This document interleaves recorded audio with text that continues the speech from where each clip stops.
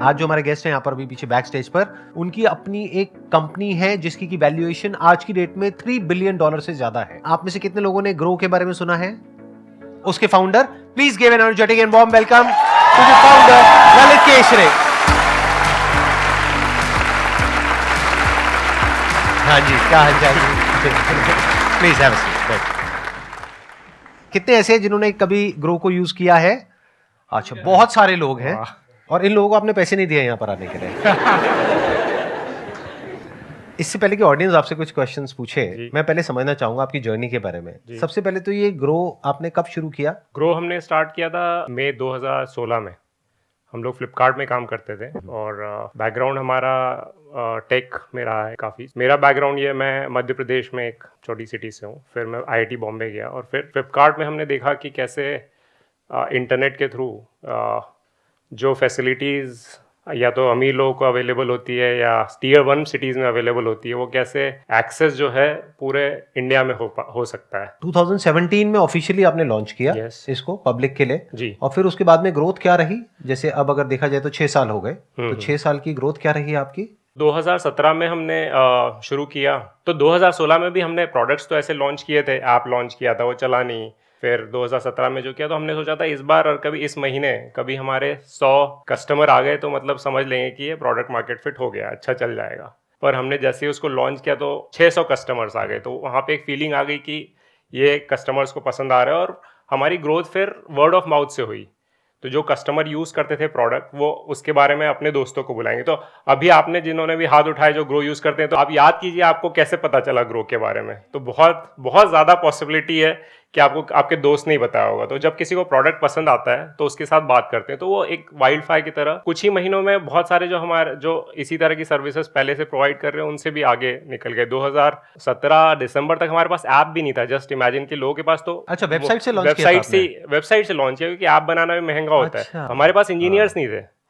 तो हमारा जो फाउंडर है नीरज, वो उसने ही सब कुछ बनाया था और 2 फ्रंट एंड डेवलपर्स थे एंड सो ऑन, राइट। तो टीम हमको शुरू से काफी अच्छी मिली है। तो दिसंबर में फिर हमने ऐप लॉन्च किया और उससे ग्रोथ हुई। फिर हमारे कस्टमर्स हमको बोलने लग गए कि आपका प्रोडक्ट बहुत अच्छा है, बट जो फंड्स जो मिलते हैं वो रेगुलर फंड्स है। रेगुलर फंड्स मतलब जिसमें कमीशन होता है। हम एडवाइस नहीं करते थे बट कमीशन होता है। तो फिर हमने एक बहुत बड़ी बेट ली कि let's move to 0 commission, because customer को चाहिए। तो फिर वो लॉन्च किया, फिर और ग्रोथ हुई। अगर आप लोगों के पर्सपेक्टिव से देखा जाए तो आपके पर्सपेक्टिव से direct is much better than regular. देखा जाए तो फर्क बहुत ही कम होता है। मान लो रेगुलर में है 1.5% का और डायरेक्ट में है 0.5% का, तो आप कहोगे कि 1% का ही तो फर्क है। लेकिन वो 1% अगर आप कंपाउंडिंग के स्टैंड पॉइंट से देखोगे, लॉन्ग टर्म में 5-10 साल 20 साल डाउन द लाइन अगर आप SIP कर रहे हो तो वो बहुत बड़ा अमाउंट बन जाता है। तो इसीलिए इन्होंने अपने प्लेटफॉर्म के थ्रू डायरेक्ट ऑफर करना शुरू कर दिया है। आपके लिए ये जो पूरी आपकी जर्नी रही ग्रो की, इसमें सबसे चैलेंजिंग फेज कौन सा था और सबसे बड़ी लर्निंग क्या थी आपकी इस पूरी जर्नी में, जो आपने कुछ ऐसा सीखा जो आज से पहले जो भी आपने और जगह पे काम किया था वहां पे नहीं सीखा? चैलेंजेस बहुत अच्छे होते हैं इन जनरल। मैंने ये स्टॉइक फिलोसफी, मतलब हमारी इंडियन फिलोसफी आप देखें, challenges is like a proof that you are growing. आप वो चैलेंज क्रॉस करोगे इवेंचुअली। ग्रो में जैसे कि पहले 1 साल जो था वो काफ़ी टफ था कि आप पता लगा रहे हो, but that build bond in cofounders and also customer understanding better हुई। इसके पहले एक स्टार्टअप किया था जो फेल हुआ, उससे सीखे कि अच्छा क्या नहीं करना चाहिए। और जो सीखने को मिला है वो ये मिला है कि जो उसके पहले जो सीखा था वो मैं पहले बता देता हूँ। Customer obsession is the most important thing in any business. अगर आप कस्टमर को अच्छे समझ सकते हो तो आप ग्रो करो। Growth is like equal to understanding your customer. जो ग्रो में सीखने को मिला वो सबसे इंपॉर्टेंट वो है कि business is build by people. तो आपके साथ जो काम कर रहे हैं they are the most important people. Like it started with my cofounders and then the early hires and अभी भी जो लोग हैं, राइट। तो आपके साथ जो काम करते हैं वो बहुत ज़्यादा इंपॉर्टेंट होते हैं और वो सबसे बड़ी रियलाइजेशन था कि that is the most important thing in any business. और कितनी बड़ी टीम है आज की डेट में आपकी टोटल? हमारे 1200 लोग हैं अभी। 1200 लोग हैं, ओके। सर मैं अभी एक एजेंसी रन करता हूँ, marketing agency. We provide services across US and UK. So I'm all about people management कि लोगों को कैसे समझा जाता है। जैसे हम US में बात करते हैं कि पेपल माफिया, इंडिया में हम बात करते हैं फ्लिपकार्ट माफिया, तो इंडिया में ऐसा क्या है कि इतने बड़े बड़े जो कंपनीज के सीईओज हैं वो फ्लिपकार्ट से निकल के आ रहे हैं, ऐसा क्या है, वो कैसे लोग हायर करते हैं? नहीं, बहुत अच्छा क्वेश्चन है। इसके दो तीन मैं वैसे थोड़ा आप एक्सप्लेन करेंगे कौन कौन है जो फ्लिपकार्ट से निकल करके अपना कुछ बड़ा कर रहे हैं? काफ़ी सारे हैं। फ्लिपकार्ट से ग्रो है, फ़ोनपे है, क्योरफिट है, और भी काफ़ी सारी कंपनीज है।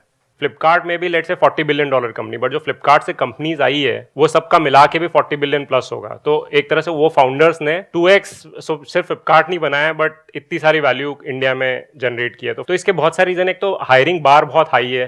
लाइक अभी जैसे ग्रो में भी हमने काफ़ी जो सिलेक्शन, काफ़ी like customer obsession, problem solving, product thinking, ये सब कुछ सोचते हैं। बट दो जो चीज़ें बहुत ज़्यादा जो प्ले की है फ्लिपकार्ट में, वन इज़ कि इतना स्केल जो हुआ था, जब सबसे ज़्यादा आपकी ग्रोथ जब होती है जब आपकी लर्निंग का सबसे ज़्यादा स्टीप होता है। मतलब आप पहाड़ चढ़ने में बहुत ज़्यादा जितनी तकलीफ हो रही है उतना बेटर लाइक लर्निंग होती है।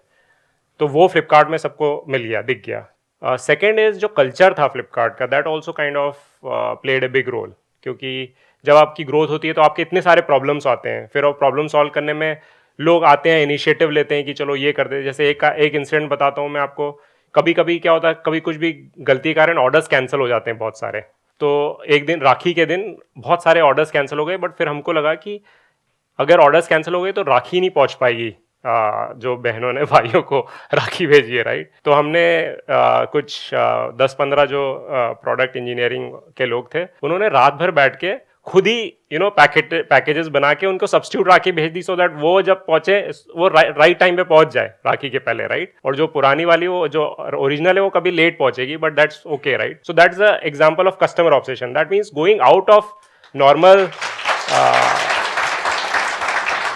तो टेक्निकली मतलब वो आपके भाई हो गए, मतलब सो ये जो इतने सारे चैलेंजेस जब होते हैं तो आपके साथ जो काम करते हैं वो भी आपको समझते हैं, तो बॉन्डिंग बनती है और आप सीखते हो। और जो आपके आसपास सारे टैलेंटेड लोग हैं तो फिर आप उनसे भी काफ़ी सीख रहे हो। तो हमेशा जब भी आप इनोवेशन देखोगे तो हमेशा ग्रुप्स में ही होता है। सर माय क्वेश्चन इज, आपने बताया सर ग्रो का जो मार्केट था वो माउथ टू माउथ से ज़्यादा चलता था, मतलब एक पीपल दूसरे पीपल को रिफर करते थे। सर तो मेरा क्वेश्चन ये है, मार्केटिंग कैसे इस चीज़ को इम्पैक्ट किया और कस्टमर्स किस रेंज से इंक्रीज होते हैं मार्केटिंग से? अगर आप स्टार्टअप कर रहे हो तो आपको सिर्फ मार्केटिंग की बात करते हैं। मार्केटिंग बहुत गंदा वर्ड है एक्चुअली मेरे ख्याल से। एक नया वर्ड बताता हूँ आपको, job to be done. Job to be done का मतलब है कि कस्टमर का क्या जॉब है जो कस्टमर को करना है, और आप जो हो, आप सिर्फ एक टूल हो कस्टमर का जॉब करने के लिए। तो आप कस्टमर का जॉब जितनी आसानी से कर सकते हो उतना आपको आसान करना है, कस्टमर को इन्वेस्ट करना है। तो अगर कभी आप क्वेश्चन को इन्वर्ट कर दो, आप क्वेश्चन पूछ रहे हो कि मैं मार्केटिंग कैसे करूं, इसको हटा के आप कस्टमर के एंगल से पूछो कि कस्टमर को ये करना है, मैं कस्टमर की लाइफ कैसे सिंपल कर सकता हूं। पहले के टाइम में जो मार्केटिंग का पूरा जो कॉन्सेप्ट था ना, that was very different from जो आज की डेट में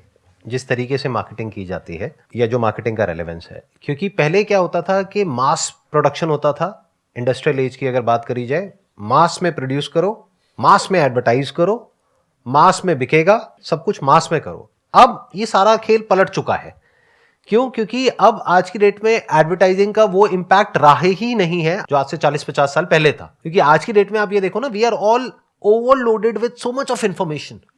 तो आज की डेट में जो मार्केटिंग की पूरी स्ट्रैटेजी है, या जो भी आज की डेट में जो मार्केटिंग गुरुज हैं वर्ल्ड वाइड, अगर आप देखोगे जो वो प्रोपोगेट कर रहे हैं, जिस तरीके से वो बात कर रहे हैं, वो यही बात है जो ये कह रहे हैं कि आपको सिर्फ ये सोचना है कि जो आपका कस्टमर है उसका एक्सपीरियंस आप कैसे बेटर कर सकते हो, जो उसको चाहिए उसको कैसे एनेबल कर सकते हो वहां तक पहुंचने में। तो now businesses are more like enablers, और मार्केटिंग का रोल क्या रह गया? सिर्फ इन्फॉर्म करने का। अभी क्या हो गया है, सोशल मीडिया की वजह से और इन सब चीजों की वजह से चीजें बहुत तेजी से फैलती है, अच्छी भी और बुरी भी। News whether it is good और bad about a company, a product और अ सर्विस बहुत तेजी से फैल जाती है। तो अब जो इंपॉर्टेंट काम है वो ये है कि आपको कुछ अच्छा बनाना है। अगर अच्छा होगा और किसी की लाइफ एक्चुअल में उससे बेटर होगी तो लोग बात करेंगे। जैसे प्रोडक्ट मार्केट फिट की बात हुई थी, जब इन्होंने टारगेट किया था कि 100 कस्टमर आ जाए, लेकिन 600 आ गए थे। इन्होंने सोचा था 100, लेकिन उन 100 ने 6 को और बता दिया, तो 600 हो गए ना। तो दैट इज गुड मार्केटिंग। लेकिन एक्चुअल में उसके लिए इन्होंने क्या किया? हो सकता है अपने फ्रेंड्स में, रिलेटिव्स में, अपने एम्प्लॉइज में, अपना जो सर्कल है उसी से शुरू किया होगा। आई डोंट थिंक कि आपने शुरू में कोई बहुत ऐड करी होगी या कुछ किया होगा। उनको अच्छा लगा, उन्होंने आगे रिकमेंड किया, उन्होंने आगे रेफर किया, फिर उन्होंने आगे किया, उन्होंने आगे किया। तो अब फ्यूचर में इस तरह की मार्केटिंग चलने वाली है। Sir my question is like, जब आप कोई स्टार्टअप करते हो तो स्टार्टिंग में थोड़ा टाइम लगता है उसको बिल्ड करने में, बट जब चीज़ें थोड़ी सी ठीक होने लगती हैं, ठीक से चलने लगता है जैसा हमने एक्सपेक्ट किया है, तो खुद से लगता है कि नहीं थोड़ा सा और अच्छा करना चाहिए। तो उसके लिए हम एफर्ट्स करते हैं और चीज़ें करते हैं like advertisement, online marketing, so on. But जैसा हमने सोचा फिर चीज़ें उसके अकॉर्डिंग चलनी बंद हो जाती हैं, तो खुद में एक मतलब गिल्ट वाली फीलिंग आ जाती है कि नहीं कुछ और करना है और अच्छा करना है, हो नहीं पा रहा। तो उस टाइम पे लगता है नहीं अब छोड़ देना चाहिए, बस हो नहीं पा रहा, गिव अप कर दो। थोड़ा सा आप एग्जांपल देना चाहेंगे, आप किस चीज के यस बारे में सर, बात जैसे कर रहे कि हैं? सर मैं पहले पढ़ाती थी कोचिंग, तो मैंने अपना कोचिंग सेंटर स्टार्ट किया, तो मैंने पढ़ाया तो अच्छा रिस्पांस था बच्चों का, स्टूडेंट्स भी आए। फिर मैंने सोचा थोड़ा सा ग्रो करते हैं, यूट्यूब चैनल बनाया, यूट्यूब चैनल भी बनाया, फिर अच्छा रिस्पांस था यूट्यूब पर भी। बट सर अब जो लग रहा है ना कि और बड़ा करना चाहिए, तो वो हो नहीं पा रहा। मेरे दिमाग में 2 आंसर आ रहे हैं अभी। एक आंसर है कि जो एक मैं फ्रेमवर्क यूज़ करता हूँ कि वाई नाउ फ्रेमवर्क। लेट से ग्रो के पास 100 कस्टमर है बट मेरे को 1000 कस्टमर चाहिए, तो मैं फिर पूछूंगा कि 1000 क्यों नहीं है मेरे पास, और फिर then I try to find answers कि शायद इसलिए नहीं है, ये नहीं है। और फिर आपके पास 10 चीज़ें हो गई और फिर आप हाइपोथेसिस टेस्ट करोगे कि ये हो सकता है, ये हो सकता है, ये हो सकता है, और सो ऑन, राइट। तो ये कंटिन्यूसली लाइक थोड़ा परसिवरेंस चाहिए होता है इसमें, क्योंकि फेलियर रेट भी बहुत ज़्यादा होता है। और दूसरा जो है इसी से रिलेटेड है कि नॉट एवरीथिंग विल सक्सीड। एक और कभी ग्रो में भी देखा जाए तो इतनी सारी चीज़ें हमने की है जो फेल हुई है, आपको पता भी नहीं चला होगा, किसी को पता भी नहीं चलेगा क्योंकि फेल हो गई है। Failures people don't remember, right. So मेरा पहला स्टार्टअप भी फेल हुआ था बट आपको पता भी नहीं होगा उसके बारे में, राइट, चीज़ें सुना भी नहीं होगा। सो पॉइंट इज कि नॉट एवरीथिंग वर्क्स। इनोवेट जब भी आप कुछ भी नया करते हो तो सक्सेस रेट सबकी डिफरेंट होती है। These are the 2 I think answers that I have for now. मैंने क्या देखा है, सक्सेस जो है ना वो माइंड पे प्रेशर क्रिएट करती है। मतलब जैसे अगर मेरे को कुछ करना है और मैं बहुत ज़्यादा उसके बारे में सोच रहा हूँ कि सक्सेसफुल होना चाहिए, तो अब प्रॉब्लम क्या है कि सक्सेसफुल होने के लिए जो करना पड़ेगा वो हज़ारों लाखों चीज़ें हैं जो हो सकती हैं, बट हज़ारों लाखों हम कर नहीं सकते। तो अब हम वहाँ पे जा करके स्टक हो जाते हैं और होने क्या लग जाता है कि जो काम एक्चुअल में इंपॉर्टेंट होता है वो पीछे रह जाता है और हम छोटी मोटी चीज़ों में उलझ करके रह जाते हैं और फिर थक जाते हैं, फिर उस प्रोजेक्ट को छोड़ देते हैं। ये एक बहुत बड़ी प्रॉब्लम मैंने नोट करी है अपने साथ में जब भी मैं कुछ नया ट्राई करता हूं। तो मैंने क्या किया है, अपनी थोड़ी एक फिलॉसफी को या वे ऑफ वर्किंग को चेंज कर दिया है। मैं क्या कहता हूं कि अब मेरे को कुछ भी नया करना है ना तो मुझे फटाफट से फेल होना है, मेरे को सक्सेसफुल होना ही नहीं है। अब आप कहोगे ये क्या बकवास है, इसके पीछे का एक लॉजिक है अगर आप ध्यान से समझोगे। फटाफट से फेल होने का मतलब ये नहीं है कि मैं कह रहा हूं कि मैं फेल होने का रास्ता ढूंढ रहा हूं। मतलब यह है कि मेरे को फटाफट से उसको करके देखना है कि वो काम करता है या नहीं करता है, ताकि मैं उससे फ्री हो जाऊं, उस आइडिया से, उस कॉन्सेप्ट से। तो वो बैगेज क्रिएट नहीं हो रहा है। It's very subtle. I am not sure आप इसको कैसे देखोगे, कैसे समझोगे। I am talking about if you can fail fast. नहीं, I am not just saying it. लेकिन देखो, ध्यान से समझो मैं क्या कह रहा हूं। पहले तो आपको माइंड में ये बैगेज रखना ही नहीं है कि मैं ये सोच रही हूं, ये मैं करूंगी, उसकी वजह से ये होगा। अरे जैसा आप सोच रहे हो that is just a wild guess, that may or may not happen. अब पता कैसे लगेगा? जब करेंगे। अब करते क्यों नहीं हम? क्योंकि डर लगता है फेलियर से। But if you really want to fail fast, तो अब आप क्या करोगे? नंबर 1, रिस्क बड़ा नहीं लोगे, वही करोगे जो एसेंशियल है। ध्यान से समझना मैं क्या कह रहा हूं। जब आप सक्सेसफुल होना चाहते हो, आप बहुत कुछ ऐसा करने लग जाते हो जो कचरा होता है, और एंड में पता लगता है आपने 2 साल तक मेहनत करी और फिर उसको प्रोडक्ट को लॉन्च किया और सब पागलों की तरह काम कर रहे हो उसको परफेक्ट बनाने में, और वो काम ही नहीं कर रहा है, तो 2 साल खराब हो गए ना। तो मैं क्या कहना चाह रहा हूं कि फेल फास्ट का मतलब क्या कि आपने इजीएस्ट आपने रूट ढूंढा जिस बेसिक लेवल पे वो एक्सेप्टेबल है पब्लिक के लिए, और आपने उसको टेस्ट करके देख लिया। अगर वहां से कुछ रिजल्ट मिल रहा है तो उसको बड़ा कर दिया, बट आप उसको सक्सेसफुल करने के लिए नहीं कर रहे हो, आप उसको फेल करने के लिए कर रहे हो, क्योंकि that is the problem with all of us. मैं आपको सच बता रहा हूं, ये एक बहुत बड़ी प्रॉब्लम है हम लोगों के माइंडसेट में। बहुत मतलब बहुत बड़ी। एक्सपेरिमेंटल माइंडसेट है ही नहीं लोगों का। मैं यहां पर जितने भी लोगों से मिलता हूं उसमें से रेयरेस्ट ऑफ रेयर मुझे कोई नजर आता है जिसका एक्चुअल में साइंटिफिक माइंडसेट है, यानी एक्सपेरिमेंटल माइंडसेट है। माइंडसेट क्या है? मुझे सक्सेस चाहिए सर। अरे ये कैसा माइंडसेट है? आपने फेलियर के लिए गुंजाइश ही नहीं छोड़ी, तो एक्सपेरिमेंट के लिए कहां गुंजाइश है? आप कुछ नया क्रिएट कैसे करोगे? आप तो कुछ कर ही नहीं सकते, आप तो बस पास को रिपीट करोगे, और पास को रिपीट करने में इतना कंपटीशन है जिसकी कोई हद नहीं है। तो your thought must always be that I need to fail fast, not persistence कि लगे रहना है, लगे रहना है, लगे रहना है। अरे नहीं, जब समझ आ रहा है एक चीज नहीं काम कर रही है, उसको चेंज करो ना ट्रैक को। तो ऐसे ही अब आपके इस पे केस में क्या है, दो प्रॉब्लम्स आएंगी। एक ये, पहले आपको दिमाग खोलना होगा, आपको देखना होगा कि ग्लोबली ये जो कोचिंग सेंटर्स हैं वो क्या क्या कर रहे हैं, फिर उसमें से आपको देखना है क्या क्या आप कर सकते हो। उसको आपको करना है सक्सेसफुल होने के लिए, नहीं फेल होने के लिए। कि फटाफट से करके देखती हूँ, फेल हो गई, कोई बात नहीं, दूसरा कुछ करो, तीसरा करो, चौथा करो। अब जब आप फेल होने के लिए कर रहे हो तो आप रिस्क भी तमीज से उठाओगे, घर गिरवी नहीं रखोगे, क्योंकि आपको पता है कि आप फेल होने वाले हो। मैं आपको बहुत एक बारीक बात बता रहा हूं। जैसे एक प्रोजेक्ट मैंने किया था आज से कुछ साल पहले सक्सेसफुल होने के लिए। उस प्रोजेक्ट में I lost close to around $2 million। अब मैं जो प्रोजेक्ट करता हूं वो करता हूं फेल होने के लिए। तो उसमें at any given point in time 10-20 हज़ार $50,000 से ऊपर का लॉस नहीं होता है। मुझे पता है एक लिमिट में ही रिस्क लेना है।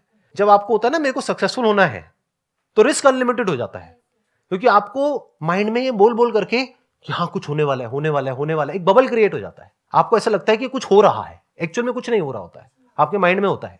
और टीम बेचारी लगी रहती है आप ऊपर से इंस्ट्रक्शन दे रहे होते हो, वो टीम फॉलो कर रही होती है, एंड में उनका टाइम भी खराब होता है, रिसोर्सेज भी खराब होते हैं, पैसा भी खराब होता है। तो success is a trap. Success से बाहर निकलो uncle aunties. Thank you so much जी यहां पर आने के लिए और अपना एक्सपीरियंस शेयर करने के लिए। Thank you so